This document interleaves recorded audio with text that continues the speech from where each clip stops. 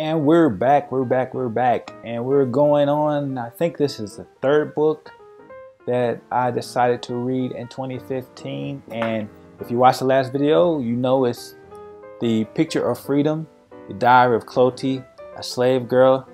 This was a very interesting book. Kind of the reason I decided to read this book is because with it being Black History Month, I just decided to read a lot of history, Black history, and books by Black authors. Sad to say, I don't read a lot of those type books, and a lot of the history stuff I don't really stay current on and really delve into the history of my own people and my own culture.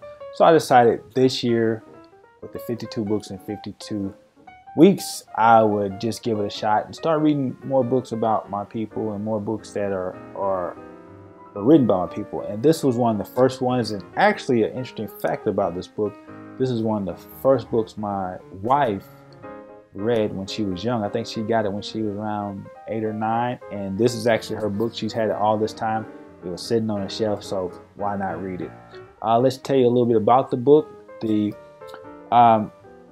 freedom is one of the first words I taught myself to write. Down in the quarters, people pray for freedom. They sing about freedom, but to keep Miss Hensley from knowing their true feelings, they call freedom heaven. Everybody's mind is on freedom, but when the word never showed me no picture, I put the right letters in my head to make sure I remember their place, freedom. I just now wrote it, still no picture. It's basically about Clotee, a slave girl in Virginia, and she's on a plantation.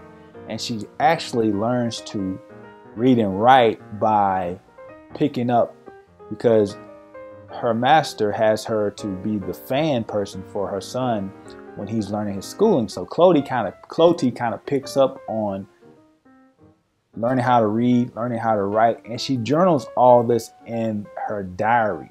And you go on this journey with Clotee as she takes you day by day on the different words she learns. And every time she would learn a word, she would write in her diary, and she would have mental pictures of what those words meant. Like when she learned how to spell and write friend, she would think about some of her other slave family and slave friends.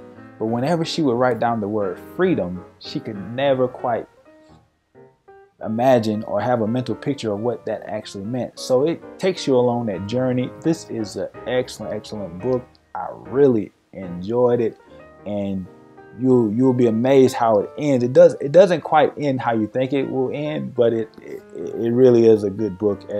And I think anyone who wants to read a nice book about how slavery was during those times in Virginia and on that plantation, this will be an excellent book for you to read. I really enjoyed it. This book was written by Patricia McKissack as part of the Dear America series. I think they have a whole bunch. Well, I know they have a whole bunch of books on the American series. This is a great little book. Like I said, my wife had it ever since she was a little girl, and it was just laying on the shelf, so I had to read it. So I highly recommend it if you're looking for a good book to get a good background information on that time. So there you have it. That was the third book of 2015 that I read, 3 of 52. And if you join me on my next video, I'll be discussing As a Man Thinketh. We're back on the personal development things. As a Man Thinketh by James Allen. That will be the fourth book that I read in 2015. So I hope you stick and stay. We'll see you on the next video. Peace. Be blessed.